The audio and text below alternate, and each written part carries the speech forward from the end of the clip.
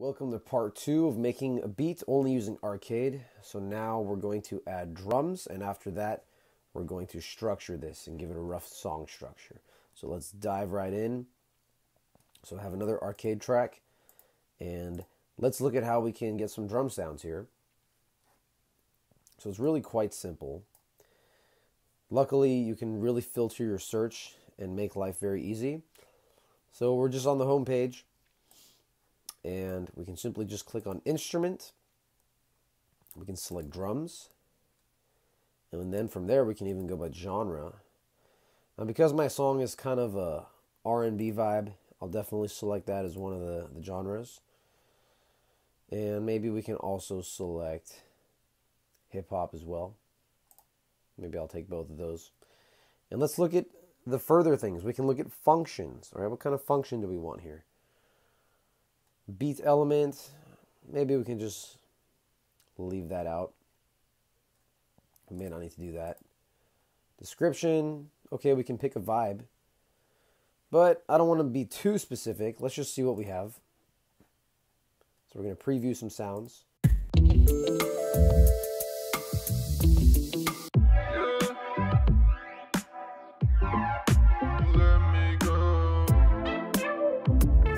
That's the one.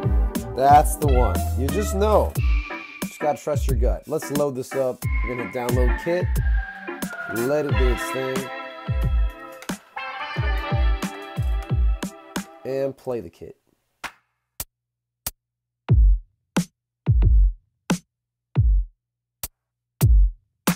So all the sounds are made to go together. And I'm gonna do something very similar. I want my, each part of the kit on a separate track.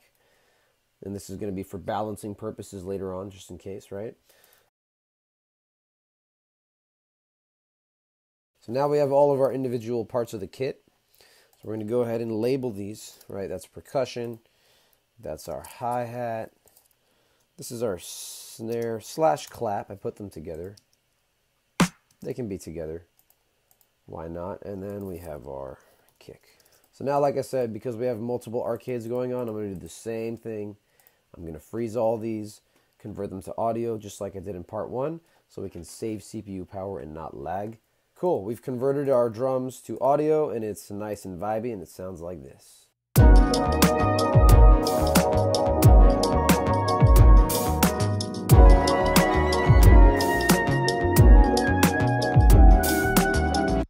Beautiful. So now we've got all of our main elements. We've got the drums, the bass, and many layers.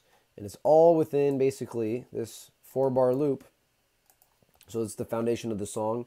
Now we can structure it. Let's go ahead and do that. Basically, just take all this and duplicate it over and over until it's about a couple minutes long. And we can create a rough structure from here. Now imagine this is like a big piece of marble, and we're basically going to chip away at it to carve out a rough song structure, right? It's very easy. We don't need to overthink. This is going to make it a lot easier to finish psychologically when we see the parts labeled and the structure feels like it's done. So let's go ahead and do that. So for our intro, I'm probably not going to drop everything in right away. So maybe I'll take out the drums for the first 8 bars, right? So we can get rid of that. And I'm not going to introduce, I know I'm not going to introduce the sound effects either. So we can get rid of that maybe for the first 8 bars. And let's see what we have. And also, we're not going to need that bass, okay?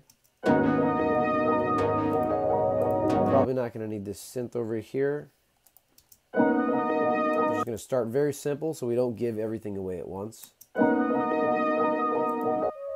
not going to use that lead sound until later on. Okay.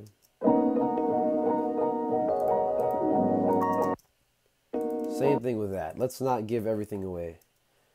So that's why we had a lot of layers in the beginning. So now we have many, many options. We don't have to give it all at once.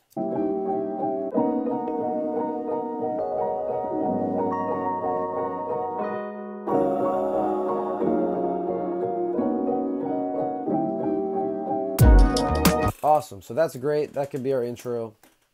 Keep it simple. Let's go ahead and label that intro. So yeah, we're just kind of like figuring out where we can take things out from the arrangement to make it smaller, right? So now when we drop in here, I'll probably just make that a verse, right? And I want like a little stop before it, so I'll just go ahead and cut everything right before that beat drops.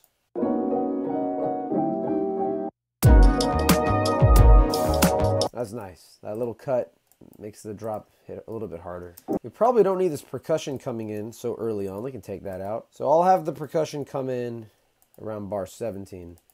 Here we can introduce this arpeggiator right here. So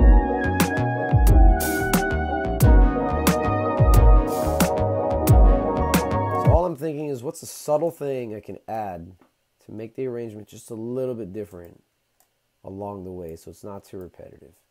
Do a little cut right here. Oh, that's nice. So we cut the other elements, but we let the lead be the only thing that continues. That's a nice little takeaway. So you just got to play around, experiment.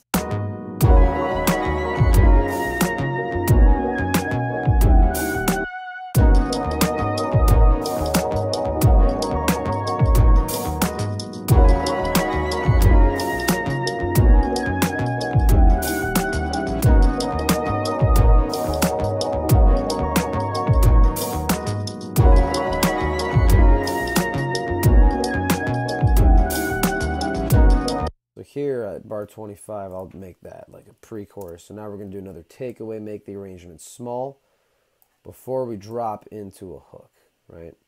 So this is a 16-bar verse, which is a typical length for a verse. So now we get to our pre-chorus. So here I'm going to take out the bass. I'll probably take out the drums as well.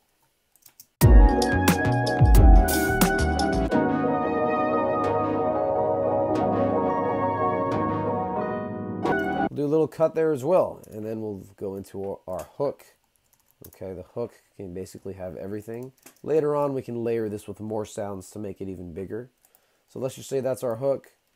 The hook is usually around 8 bars. We can just do that. We'll have an 8-bar hook. And then basically, all we got to do is we can repeat this structure, right? So I can highlight everything from my verse to the end of the hook, because I want to duplicate that structure again. Right, and then I'll go into verse 2, right, into pre-chorus 2, basically the same thing, into a second hook, and then after that we can do some kind of outro, and we're already at like 3 minutes and 15 seconds, which is like a standard song length, so that works out, right? Later on we'll add even more to, you know, make sure that these are all different, but this is the rough structure. Just a rough outline of our structure. So now it just looks clean. It looks more complete. We have the labels here. So the puzzle is going to be easier to fill, right? So that's basically the end of part 2.